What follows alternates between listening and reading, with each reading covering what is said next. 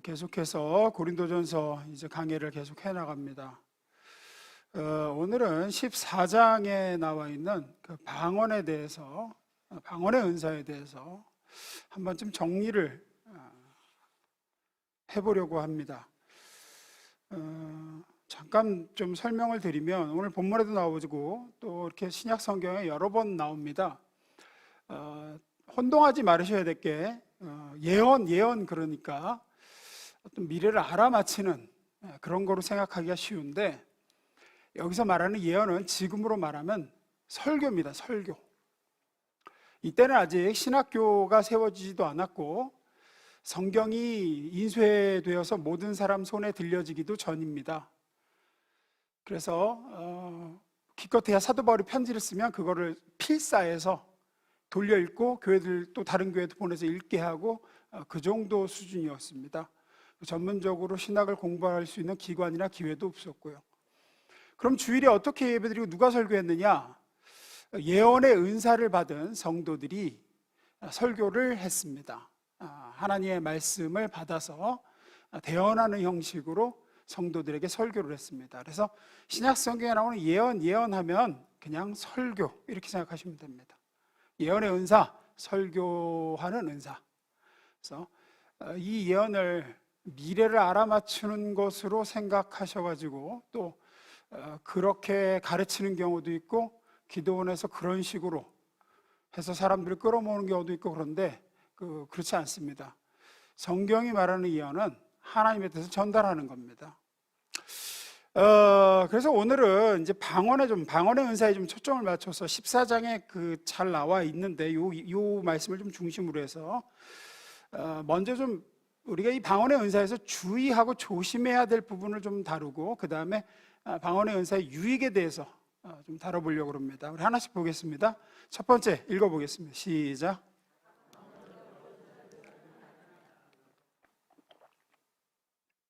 방언의 은사는 오늘 본문에서처럼 초대교회에 있었습니다. 하나님께서 주신 은사 중에 하나로 있었어요.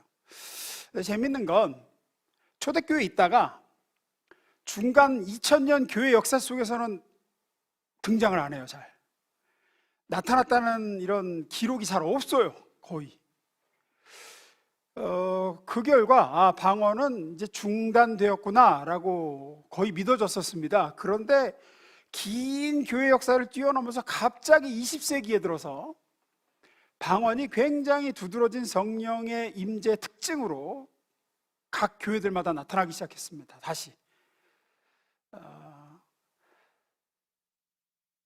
그래서 이제 20세기를 교회사에서 이제 성령 시대다 이렇게 얘기를 하는 이유가 이제 거기 있거든요. 우리나라는 이제 지금은 많이 이 은사 운동이 잦아졌지만 한때는 굉장히 우리나라도 은사 운동이 굉장히 도드라졌었죠. 지금도 남미나 아프리카에서는 동일하게 크게 이 은사 운동이 계속되고 있습니다. 하나님께서 왜 초대교회 때 부어주던 방언을 중세시대, 근세시대에는 또 안 주시다가 20세기 들어서 이렇게 많이, 1900년도에 갑자기 이렇게 많이 부어주셨느냐? 모르죠. 하나님의 역사니까. 하나님 왜 그렇게 하셨는지 모르겠습니다. 어쨌든 우리나라에도 교회 1900년대 한 후반부터 뜨거운 어떤 방언 은사를 많이 부어주신 역사가 있었죠. 어쨌든 하나님께서 그렇게 일하심으로 아주 단시간에 개인과 교회를 하나님께로 인도하셨습니다. 성령의 은사를 많이 부어주시고 성령의 임재나 체험을 통해서 그 자체는 굉장히 놀랍고 감사한 일입니다. 왜냐하면 복음이 들어가지 않은 사람에게, 또 이제 막 예수를 믿은 사람에게 하나하나 차근차근 지적으로 설명하고 가르침으로 그 사람의 마음을 감동시키고 극적인 변화를 이끌어내는 건 상당히 어렵습니다. 근데 성령 체험은, 또 은사 체험은 굉장히 그걸 단시간 안에 극적으로 이루어 줄 수 있는 역할을 하죠. 사람이 확 뒤집어지고 변하기도 하고 그렇습니다. 그래서 하나의 긴 시간에 걸쳐서 경험해야 할 것들을 시간을 압축해서 어떤 집회라든지 이런 때에 이제 성령의 강한 임재가 있을 때 전생에 걸쳐 잊을 수 없는 시간으로 다가오게 되죠. 그리고 그 사람의 신앙에 큰 전환점을 맞이하기도 하고 그럽니다. 그리고 그렇게 성령께서 임재하셔서 체험케 하실 때 대표적으로 드러나는 은사, 또 많은 사람이 받는 은사 중에 하나가 오늘 본문에 나오는 방언을 받는 체험입니다. 따라서 기본적으로 방언의 은사는 하나님이 주신 선물이니까 감사로 받아야 되고, 또 아직 받지 않으신 분들은 마땅히 사모해야 맞습니다. 고린도전서 14장 39절에 이렇게 얘기하죠. 읽어봅니다. 시작.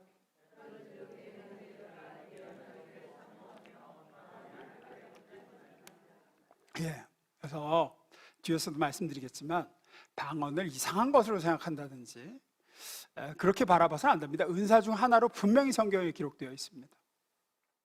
문제는 이것이 너무 지나쳐서 방언의 은사를 너무 선을 넘어서 본래에 주신 목적과 범위를 벗어나 잘못 이해하는 경우예요.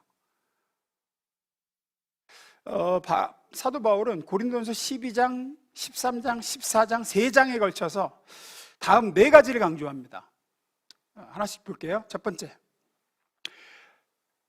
너무 작은데 글씨 보이세요? 네, 다행이네요. 방언을 포함해서 모든 은사는 한 성령님으로부터 온 것이다. 한 성령님이 각양각색의 은사를 주신 것이다. 이게 바울이 강조하는 첫 번째. 두 번째, 때문에 모든 은사는 높고 낮음, 우월하고 열등한 개념이 존재할 수 없다.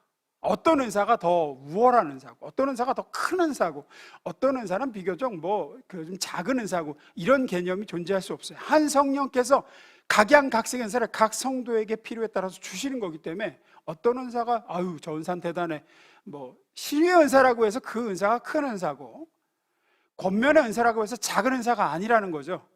그게 사도 바울의 그 권면입니다. 가르침입니다. 세 번째, 은사를 준 목적은 공동체와 다른 사람을 섬기기 위해서 하나님이 은사를 주신 것이다. 네 번째, 그래서 은사라는 것은 사랑이라는 방법으로 공동체, 다른 사람들에게 유익이 되지 않으면 아무것도 아니다. 이게 이제 고린도전서 13장에 내가 천사의 말과 모든 방언을 할지라도 사랑이 없으면 울리는 꽹과리가 되고 이렇게 얘기하는 이유가 그래서 그렇죠. 이 4가지, 사도 바울이 은사에 너무 치우쳐 있던 고린도 교회의 혼란과 무질서를 익히 듣고 알고 있는 사도 바울이 이 4가지 지침을 준 게 고린도전서 12, 13, 14장이에요. 다시 정리합니다. 방언을 포함해서 모든 은사는 한 성령님이 주신 겁니다. 그래서 어떤 은사가 높고 어떤 은사가 낮고 어떤 은사가 우월하고 열등하고 이런 개념 없습니다. 은사를 주신 목적은 공동체, 즉 교회, 다른 성도들을 섬기라고 주신 겁니다. 네 번째, 따라서 은사는 사랑으로 사용되지 않으면 아무 유익도 없고 아무것도 아닌 겁니다. 방언의 은사도 이 맥락에서 이해하지 않으면 큰 혼란이 일어납니다. 예전에는 방언을 성령을 받았느냐 못 받았느냐, 소위 말하는 성령 세례, 우리는 침례교니까 성령 침례라고 해야 했겠죠. 성령 침례를 받았냐, 성령 세례를 받았냐 못 받았냐의 척도로 여겼어요. 그래서 방언을 못한다 그러면 쟤는 아직 성령 받지 못한 사람, 이렇게까지 취급을 했습니다. 실제로 제가 부흥회에서 젊었을 때 직접 들은 부흥 강사님으로부터 부른 얘기예요. 본인이 어느 교회 집회를 갔는데 그 교회 앞에 마당에 묶어놓은 개도 방언을 받았다. 그래서 방언 못 받으면 개만도 못한 거다. 공공연하게. 지금은 이제 이런 주장은 거의 사라졌습니다. 대신에 이제 어떻게 얘기를 하냐면, 성령을 받았느냐 안 받았느냐의 척도는 아니다, 방언이. 성령 받았어도 방언을 못 받을 수 있다. 하지만 다른 은사와는 다른 특별한 은사다, 방언은. 어떻게 특별하냐? 다른 은사를 열어주는 은사다. 방언을 받으면 그 방언을 통해서 다른 여러 가지 은사가 열린다. 혹은 영적 세계로 깊이 들어가게 해주는 필수적인 은사다. 방언을 못 받으면 영적으로 깊이 들어가 하나님의 뜻을 알 수 없다. 이렇게 얘기를 하는 사람이 꽤 많습니다. 지금 그렇게 이해를 하고 있고. 물론 방언의 은사는 뒤에서도 이제 다루겠지만 기도를 오래 할 수 있게 해주는데 큰 유익이 있어요. 기도를 오래 하다 보니까 당연히 하나님과의 시간이 많아지고 영적으로 소통을 오래 하다 보면 하나님으로부터 다른 은사를 받을 가능성이 좀 커지긴 하겠죠. 그러나 방언 은사만이 그런 통로가 되어주는 건 절대 아닙니다. 또 영적 세계로 깊이 들어가는데 방언이 없으면 못 들어간다, 이것도 절대 아닙니다. 앞서 말씀드렸지, 여러 은사 중 하나예요. 여러 은사. 방언도 여러 종류의 은사 중에 그냥 하나일 뿐이라고요. 필요해서 주신 은사하고. 어떤 사람이 방언 은사를 안 주셨다, 안 주신 이유가 있는 거죠. 성령의 근데 이제 성령의 능력을 받으려면 우선 방언을 받아야 돼, 아니라는 거예요. 아니라는 거예요. 방언의 은사만 그런 기능을 하는 게 아닙니다. 지혜의 은사, 지식의 은사, 섬김의 은사, 가르침의 은사들도 우리로 하여금 주님께 가까이 나갈 수 있게 역사하고 하나님의 은혜를 경험하게 하며 얼마든지 영적 성장을 이끌어냅니다. 여러분, 방언을 하면 신앙에 유익이 될까요? 안 될까요? 되죠? 분명히 유익이 됩니다. 뒤에서 다루겠지만. 그러면 방언을 못 받은 사람은 그런 유익을 못 누릴까요? 절대 그렇지 않습니다. 방언을 안 받은 사람은 정확히는 하나님이 안 주신 거죠. 안 주신 사람은 다른 은사 쪽으로도 얼마든지 더 큰 유익을 주실 수 있습니다. 제가 존경하고 좋아하는 목사님들, 목회를 정말 건실하게 잘하시고 성도들을 그리스도의 제자요 군사로 잘 길러내신 분들 중에 방언을 받은 분이 많을 것 같으세요? 못 받은 분이 많을 것 같으세요? 예, 이렇게 말하는 이유를 아시겠죠? 못 받은 분이 훨씬 많습니다. 그런데 정말로 훌륭하게 목회를 잘하셨고 그리스도의 제자들 잘 길러내셨고 그리스도의 몸된 교회를 어느 교회보다도 건강하게 길러내셨어요. 만약에 방언이 영적 세계를 열어주는 유일한 통로다, 그분들은 무슨 수로 목회를 합니까? 그러면 무슨 수로 사람들을 제자로 삼고 무슨 수로 하나님의 말씀을 깨달아 선포하겠습니까? 말도 안 되는 거죠. 고린도전서 14장 4절을 보면 이런 말씀이 있습니다. 오늘 본문 4절 읽습니다. 시작.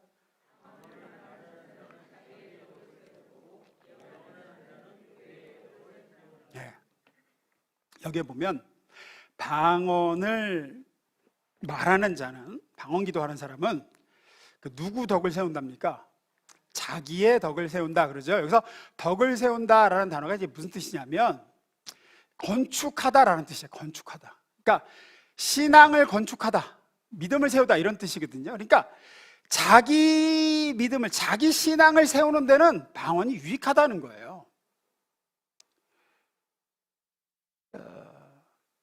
즉 방언의 은사는 나와 하나님과의 1대1의 관계를 위해서 주신 거고 내 신앙의 집, 내 믿음의 집을 잘 세우는 데 도움이 되도록 주신 은사라는 거예요. 그래서 사도 바울이 너희는 예언하기를 더 사모해야 되고 예언이 더 유익하다라는 얘기가 왜 그러냐면, 예언은 앞서 말씀드렸지만 설교입니다. 설교. 그래서 나만 말씀을 깨닫고 끝나는 게 아니라 그걸로 여러 사람을 유익하게 하기 때문에 이런 얘기를 하고, 방언은 아무도 못 알아들어요. 나하고 하나님하고 그냥 기도하는 거예요. 그래서 내 신앙을 세우고 내 믿음의 집을 세우는 데는 도움이 되지만 많은 사람을 유익하게 하는 데는 그렇지 못하기 때문에 이런 표현을 하는 거예요. 절대로 성령의 능력을 받는 유일한 통로이거나 다른 은사를 받기 위해 모든 신자들이 필수적으로 먼저 받아야 되는 게 방언이다, 그런 건 아니라는 겁니다. 분명하게 얘기하죠. 12장 29절 30절. 다 사도이겠느냐? 제가 했습니다. 다 사도이겠느냐? 다 선지자이겠느냐? 다 교사이겠느냐? 다 능력을 행하는 자이겠느냐? 이거 밑줄 그으라고 그런 것 같은데. 다 병 고치는 은사를 가진 자이겠느냐? 다 뭐 말하는 자이겠느냐? 방언을 말하는 자. 이게 무슨 얘기입니까? 예, 하나님은 모든 사람에게 다 방언하라고 하신 게 아니라는 거예요. 모든 사람이 목사가 되고 모든 사람이 교사가 되고 모든 사람이 병 고치는 은사를 받고 이런 게 아니듯이 방언도 똑같다. 하나님은 어떤 사람에게 필요해서 방언이라는 은사를 주신 거다. 그러므로 방언을 다른 은사하고 특별하게 여길 필요도 없고, 방언은 꼭 받아야 되는 어떤 필수적인 그런 것도 아니고 그냥 여러 가지 은사 중 하나다. 그걸 분명히 하고 넘어가셔야 됩니다. 그럼 이제 유익을 보겠습니다. 두 번째, 읽습니다. 시작.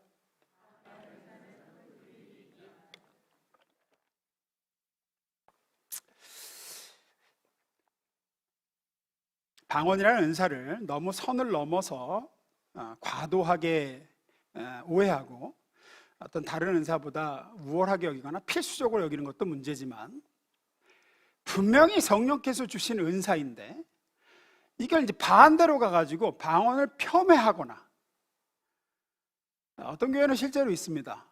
방언으로 기도하지 말라고.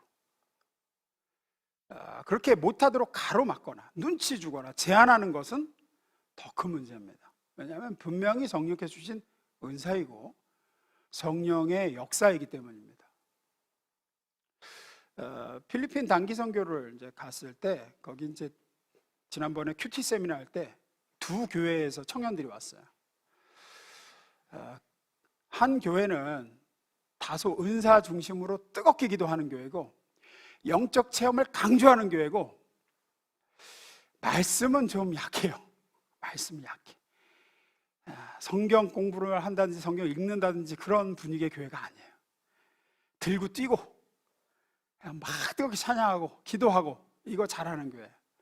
근데 성경에 대해서는 개인이 성경을 읽는 걸 본 적이 없어, 그 교회에서. 반면에 또 다른 한 교회는 말씀을 대단히 강조하는 교회입니다. 거기 담임 목사님이 성서침례교회 소속 신학교에서 공부를 하셨어요. 그래서 말씀 빼면 아무것도 아니다. 저 만나도 맨날 그 얘기 하세요. 말씀이 가장 중요하고 말씀 빼면 아무것도. 근데 문제는 이 교회가 이제 영적 체험을 무시해요. 그래서 어떤 은사라든지 이런 것들에 대해서는 거의 부인하는 쪽으로 가더라고요. 그런 거는 이제 초대교회 때 끝났고 지금은 말씀 시대다, 이렇게만 얘기를 해요. 결과 그 교회에서 온 청년들은 기도 시간에 눈 뜨고 있어요. 다들 막 뜨겁게 기도를 하고 하는데 한 번도 그렇게 해본 적이 없는 거예요. 그리고 너무 이게 이상한 거예요. 막 방언으로 기도하고 그런 게 이상하게 쳐다봐. 이렇게 애들이 이렇게 쳐다보고 기도를 못 해요. 1시간 넘게 기도를 하는데 그 시간이 자기들은 제일 힘들었다 하더라고요. 저는 우리 교회가 균형 잡힌 교회가 되기를 소원합니다. 어느 쪽으로 치우치면 안 됩니다. 어떤 면에서는 은사를 무시하고 어떤 하나님이 주신 분명한 은사인데도 그것을 마음껏 활용하지 못하는 교회 분위기로 가는 게 더 위험한 것 같습니다. 어떤 면에서 굉장히 침체돼요, 교회가. 앞서 말씀드렸듯이 방언의 은사는 여러 가지 은사 중 하나입니다. 특별하거나 필수적인 어떤 건 아닙니다. 하지만 분명한 건 여러 은사들 중 방언만큼 하나님께서 많은 성도에게 주시는 은사도 없습니다. 그건 분명해요.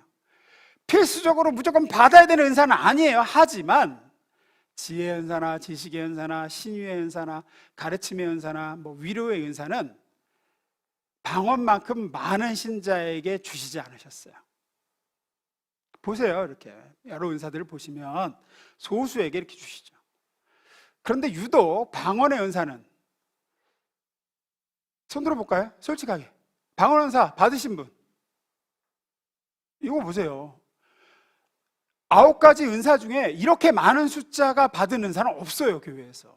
근데 방언은 굉장히 많은 숫자에게 주시죠. 왜 그럴까요? 앞서 말씀드렸지, 방언의 은사는 개인의 신앙을 세우고 기도 생활을 굳건히 하는데 많은 유익이 있기 때문입니다. 다른 은사는 공동체를 섬기는 거라 많은 사람이 가지고 있을 필요가 없어요. 이 사람에게 넌 이거 해라, 너는 이거 해라 하는데, 방언의 은사는 너 이거 가지고 너의 신앙을 굳건히 하고 이거 가지고 나하고의 기도를 강화시켜 나가자, 이렇게 해서 주신 거기 때문에 그렇습니다. 예를 들어서 말씀을 잘 전달하는 은사는 저처럼 그런 소명을 받은 사람에게만 필요해요. 그래서 교회에 유익이 되죠. 하지만 방언의 은사는 다른 사람을 세우기 위함이 아니라 자신을 세우라고 주신 개인적 은사입니다. 그래서 비교적 보편적으로 주시는 것 같고 그만큼 개인적인 유익이 많습니다. 어떤 유익이냐? 두 가지만 봅니다. 첫 번째, 읽습니다. 시작. 방언의 큰 유익 중 하나죠. 방언의 은사를 받으신 분들은 우선 하나님께 감사해야 될 것이 뭐냐면 방언의 은사를 받은 것에 대해서 감사하셔야 됩니다. 참 내가 귀한 거 받았구나. 하나님께서 귀한 선물을 내게 주셨다. 사도 바울이 그렇게 감사하죠. 고린도전서 14장 18절입니다. 나는 우리에게 방언 기도라는 선물을 주셔서 그분을 찬양하게 하신 하나님께 감사를 드립니다. 그로 인해, 뭘로 인해? 방언의 은사를 받음으로 인해 우리는 그분과 놀라운 사귐을 갖게 되었습니다. 나는 여러분 가운데 누구보다도 방언 기도를 많이 합니다. 다른 사람이 한 얘기가 아니라 사도 바울이 한 얘기입니다. 왜 감사하다 그러죠? 여러 가지 유익이 있기 때문입니다. 무엇보다도 개인 기도에 있어서 그분과 놀라운 사귐을 갖게 되었습니다. 그렇죠. 언제와? 방언 은사를 받기 이전에 비해서. 그래서 방언의 은사를 받으신 분과 아직 못 받으신 분을 놓고 보면, 못 받으신 분들은 오랜 시간을 소리내서 기도하기가 사실상 쉽지 않습니다.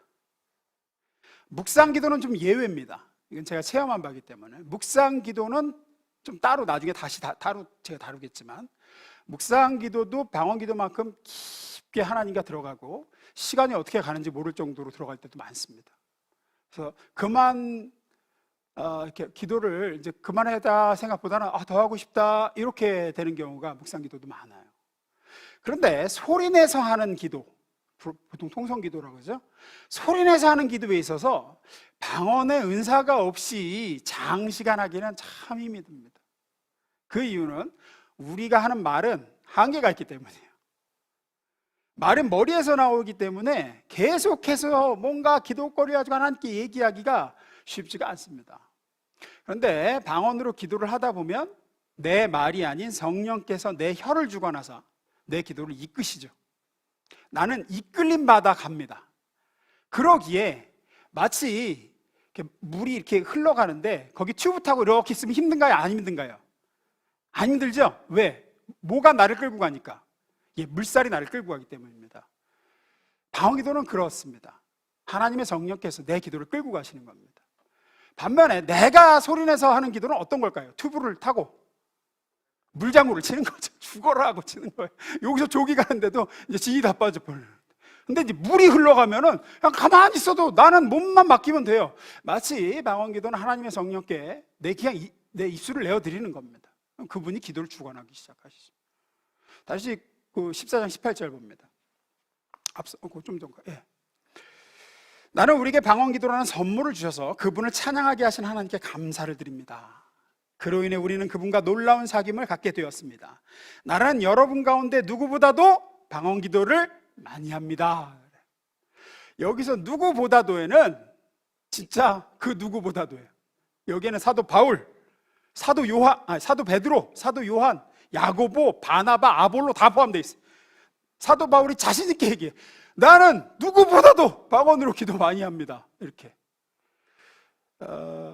제 생각에는 성령께 이끌림 받는 이 기도의 유익을 사도 바울이 알았기 때문이라고 여겨집니다. 자기가 이렇게도 기도해보고 이렇게도 기도하는데 하나님이 주신 방언의 은사를 활용해서 기도할 때 확실히 기도가 힘들지 않고 깊이 들어가더라. 그래서 나는 어느 누구보다도 방언 기도 많이 합니다. 이렇게 얘기하는 것 같아요. 따라서 서두에서도 말씀드렸지만 절대로 우리 교회 안에서 방언을 이상하게 여기거나 저 사람 방언은 좀 이상한 것 같다 눈치 주거나 시끄럽다고 방언 기도를 좀 금지시키거나 그래서는 안 됩니다. 하나님이 주신 선물을 사람이 가로막는 겁니다. 혹시 나는 좀 조용히 해야 기도가 된다 그러면 귀마개 좋은 거 많이 팔아요. 조그만 거 진짜 잘 안 들려요. 딱 꽂으면 안 들려요. 그거를 끼시든지 아니면 3층 좋습니다. 3층에 가서 기도하시면 됩니다. 저는 지하에서 혼자 묵상 기도하는 걸 좋아해요. 하지만 며칠 전에 저를 위해 이렇게 중보하시다가 감동을 받으셨던 한 성도분이 목사님 방언 기도하기를 바라시는 것 같아요. 하나님께서 저한테. 왜냐하면 제가 이제 예전에는 방언 기도를 많이 했는데 이제 묵상기도 쪽으로 맛을 들인 다음부터는 거의 안 합니다. 거의 안 해요. 그래서 그 얘기를 듣고 곰곰이 생각해 봤어요. 아, 그래, 이것도 내게 주신 은사인데 내가 다시 방언으로도 기도하길 바라시는가. 그래서 다시 내가 좀 병행해서 해봐야 되겠다라는 마음을 좀 먹었습니다. 사도 바울도 이렇게 얘기하는데 내가 사도 바울보다 위대한 사람도 아니고. 그럼 이제 방언으로 기도할 때 어떤 식으로 하면 좋을까? 좋은 방법을 사도 바울이 제시했죠. 15절입니다. 읽습니다. 시작.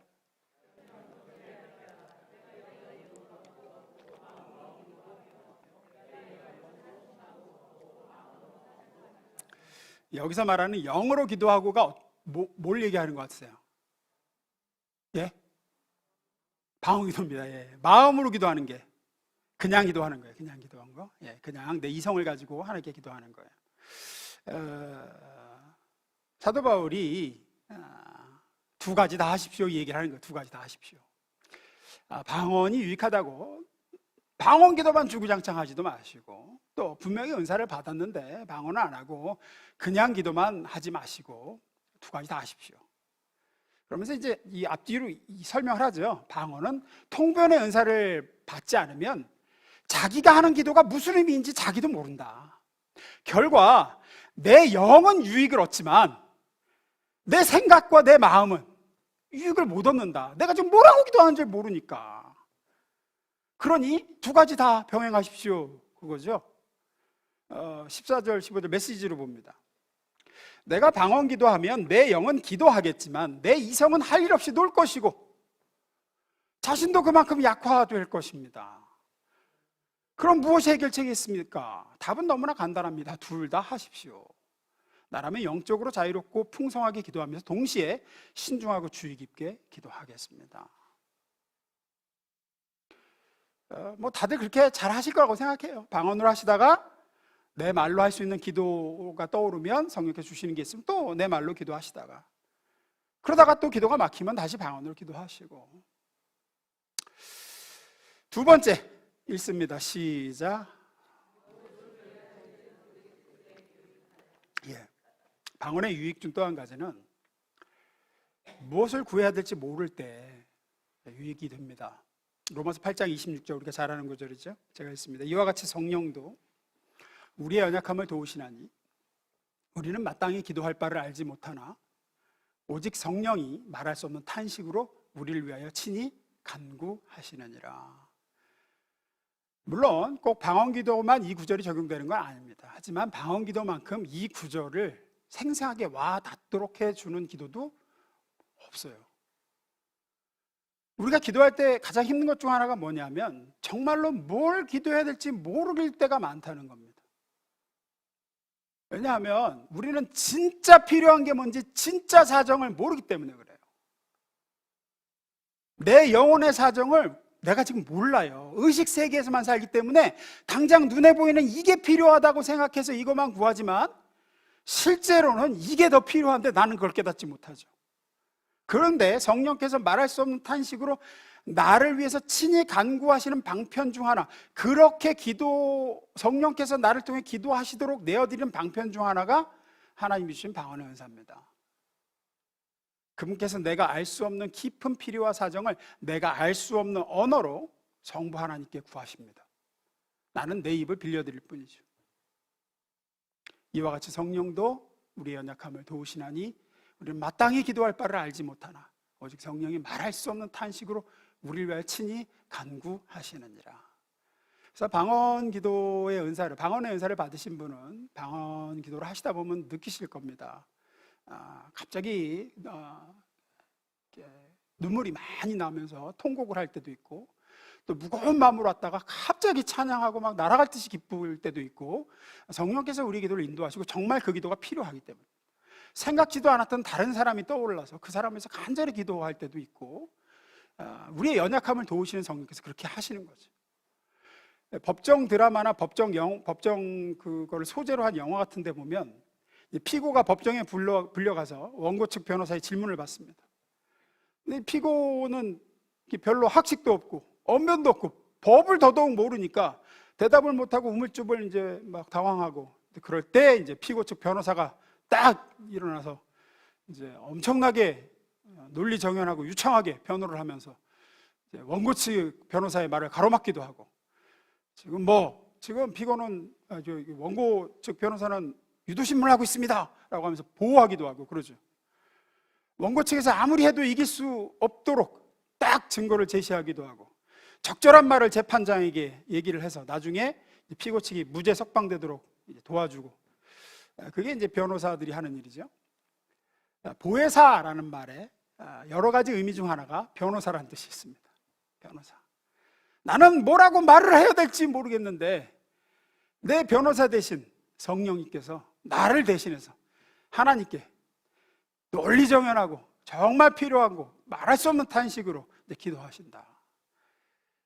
그게 이제 방언 기도의 유익입니다. 우리가 스스로 힘이 있고 강해서 도움이 필요 없다면 방언의 은사를 활용 안 해도 되지만, 우리는 강하지 못하고 약하고, 우리는 지혜롭지 못하고 무지할 때가 많습니다. 그래서 우리는 보혜사 성령님의 도우심을 간절히 바라며 나는 마땅히 구할 바를 알지 못합니다. 성령께서 나를 대신해서 내 입술로 구해 주옵소서 하고 주신 방언의 은사를 가지고 기도하면 우리를 위해서 친히 성령께서 간구해 주십니다. 특별히 큰 시련과 고난으로 기도가 안 될 때, 기도해야 할 힘마저 잃어버릴 때가 있잖아요. 어지간한 고난을 당할 때는 기도할 수 있습니다. 그런데 정말로 너무 힘들고 그 고난이 길어지고 번아웃이 왔을 때는 기도가 안 되죠. 그때 방언으로 기도하십시오. 그러라고 주신 은사입니다. 적당히 힘들면 엎드려서 하나님 고통당하고 제가 괴롭습니다, 지금 도와주세요라고 탄식이라도 하지만 탄식도 안 나올 때도 있어요. 탄식도 아예 말이 안 나옵니다. 기도 자리에 갈 여력도 없고, 살아오면서 그런 체험을 한 적이 있으실 거라고 생각합니다. 그때는 기도를 해야 된다는 것도 알고 기도를 해야 되겠는데 기도할 수가 없는 거죠. 그럴 때 쓰라고 주신 귀한 은사가 바로 방언의 은사입니다. 두 가지가 있는데, 하나는 이제 찬양이고, 그럴 때 하는 게, 기도가 안 나올 때 하는 게 찬양이고, 또 하나가 방언이에요. 큰 시련을 인생에서 당한 사람은 기도해야 그 시련을 이길 수 있는데, 시련이 너무 커서 기진맥진에 기도를 못하죠. 우리가 그렇게 시련 당한 사람한테 찾아가서 기도하라고, 지금 기도할 때라고 격려하고 권면해도 소용이 없어요. 안 되는걸. 마치 아픈 사람한테 와서 그래도 밥을 먹어야 낫는다고 어떻게 한 술이라도 뜨라고, 그래야 이 병을 이긴다고. 문제는 못 먹겠는걸. 안 넘어가는걸. 어느 정도 아플 때지, 밥 먹는 것도 어느 정도 아플 때지. 정말 정신이 오락가락하게 아프면 밥을 먹을래야 먹을 수가 없어요. 그때 필요한 게 외부로부터의 도움이죠. 링거를 맞아야 돼요. 그때는 일로 섭취가 안 되니까 직접 혈관으로 들어가서 외부로부터 힘이 공급돼야 되죠. 방언 기도가 그런 역할을 합니다. 성령께서 기도할 수 없는 나를 붙드시고 말할 수 없는 탄식으로 기도할 수 있도록 역사하시고, 그렇게 이제 우리가 병자가 링거를 맞고 나면 힘이 나고, 그 다음에 밥을 먹죠. 이제 그 다음에 이게 들어가서 힘이 나서 밥을 먹죠. 근데 방언의 기도도 그렇습니다. 방언 기도도 그렇습니다. 방언 기도를 하면서 성령께서 주신 힘으로 그 다음에 기도를 할 수 있게 되죠. 말씀 마무리 짓겠습니다. 사도 바울은 방언으로 인한 여러 가지 갈등과 문제가 많았습니다. 고린도 교회가 쭉 읽어보면은 여러 가지 문제가 많았어요. 방언으로 막 뽐내기도 하고, 막 뭐 대표 기도를 방언으로 해버리고, 시장 가서 방언하고, 막 안 믿는 사람한테서 막 이게 뭐 너무 기뻐서 그렇고, 또 내가 이제 이런 은사를 받았다는 이게 과시도 있고 뭐 여러 가지가 있었겠죠. 그럼에도 불구하고 이제부터 방언하지 마 이렇게 얘기하지 않고 마지막 절에 이렇게 얘기합니다. 39절 40절. 그런즉 내 형제들아, 예언하기를 사모하며 방언 말하기를 금하지 말라. 이제부터 우리 교회에서 방언하지 마 이렇게 하지 말아라. 방언 때문에 여러 가지 문제가 많고 시끄럽고 그냥 힘든 교회였지만, 그럼에도 하나님이 주신 은사는 금해서는 안 된다. 단 모든 것을 품위 있게 하고 질서 있게 하라. 여기서 금하지 말라, 이 방언 말하기를 금하지 말라라는 단어를 제가 원어로 찾아봤습니다. 두 가지 뜻이 있어요. 가로막지 말라, 중단하지 말라. 이게 무슨 의미냐면 방언 기도를 하지 않는 사람에게 주신 말씀도 되는 거고, 나머지 사람들이 방언으로 좀 하지 마, 방언 기도 좀 하지 마, 이렇게 하지 마라, 그러니까 가로막지 말아도 되고, 자기가 방언의 은사를 받은 사람을 향해서 주신 말씀도 돼요. 중단하지 마라. 다른 사람 눈치 보고 중단한다든지 어떤 이유로든지 하나님 주신 은사를 중단하지 마라. 그러니 다른 성도의 방언 기도를 가로막거나 마음껏 방언으로 하나님 주신 은사인데 마음껏 방언으로 기도하지 못할 분위기를 조성해서는 안 되며, 동시에 방언의 은사를 받으셨으면 절대로 중단하지 마십시오. 성령께서 주신 은사 중 그 어느 것도 우리가 홀대할 수 있는 건 없습니다. 아직 못 받으신 분은 사모하여 달라고 하십시오. 유익이 많습니다. 그러나 구했는데도 안 주신다고 서운해 하시거나 그럴 필요는 없습니다. 다른 거 많이 주셨을 겁니다. 다른 거 받으신 분은 열심히 사용하셔서 주님과 오래 기도하고 교제하며 기도의 사람으로 자라가시길 주임으로 축원합니다. 특별히 힘든 상황, 너무 지친 분, 그럴 때 쓰라고 주신 게 귀한 방언의 은사입니다. 영으로 하나님께 기도하여 성령께서 나를 이끌고 가는 기도를 체험하실 수 있기를 주임으로 축원합니다. 네, 기도하겠습니다.